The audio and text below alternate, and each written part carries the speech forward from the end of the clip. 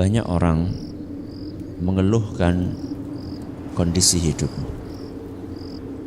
Banyak orang merasa, kenapa kok urusan saya serba sulit, serba telat, rezeki telat, jodoh telat, ngaji telat, semuanya serba telat. Ternyata pemicunya seringkali adalah perilaku kita sendiri. Maka para ulama kita menyampaikan sebuah kaidah, al-jaza'u min jinsil amal. Ganjaran itu akan menyesuaikan perbuatan. Jadi kalau perbuatannya A, maka ganjarannya ya serupa dengan A. Maka ini ganjaran dari perbuatan dia suka telat.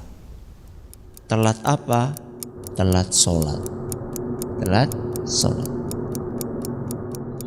Rasulullah sallallahu alaihi wasallam dalam sebuah hadis dari Abu Sa'id Al-Khudri radhiyallahu anhu, beliau berkata bahwasanya Rasulullah sallallahu alaihi wasallam pernah melihat sebagian sahabatnya ini telat.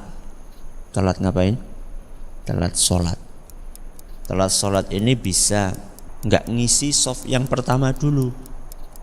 Maka Nabi SAW pun menasehati para sahabatnya, ayo pada maju, isi dulu shaf yang depan, berangkatlah lebih awal.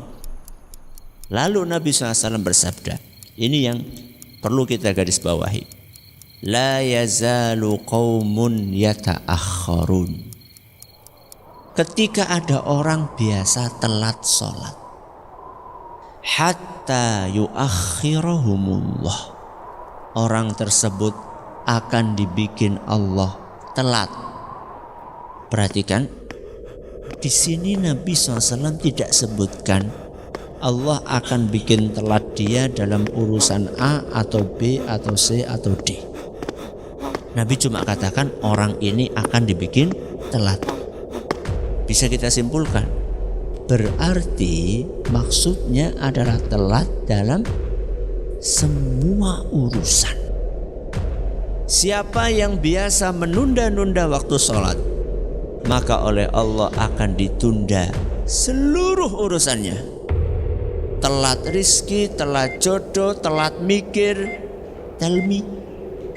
Maka kita harus koreksi, kenapa kok bisa seperti ini?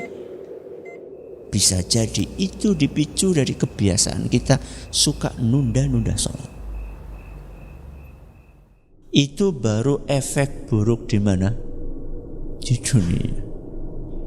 Dan itu tidak seberapa dengan efek buruk di akhirat.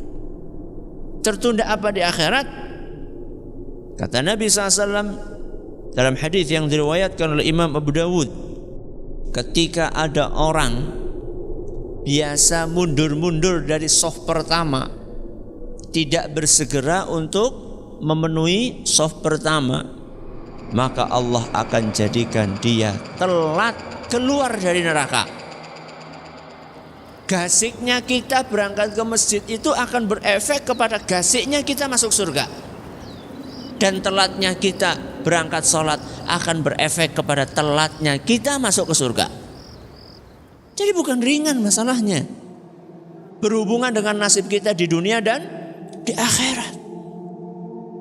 Sehari di sisi Allah itu seperti 1000 tahun menurut ukuran kalian. Satu hari di akhirat sama dengan 1000 tahun di dunia. Bayangkan telat satu hari, teman kita sudah Masya Allah di surga berapa tahun? 1000 tahun. Sudah menikmati makanannya, minumannya, bidadarinya. Wisbarek. Ini lebih untuk 1000 tahun kemudian sudah gosong, dibakar di api neraka. Itu kalau telatnya satu hari. Kalau telatnya seminggu, kalau telatnya sebulan, telatnya setahun, 360.000 tahun. Kebiasaan telat sholat itu bukan urusan remeh, ini urusan berat. Maka berlatihlah, berjuanglah. Semua itu butuh latihan. Tapi harus dimulai. Jadi jangan alasan ini masih proses Ustaz. Pirang tahun boleh proses. Ini prosesnya harus dilatih. Harus diusahakan. Maka ayo perbaiki. Jangan sampai gara-gara telat yang satu ini akhirnya jadi telat segalanya.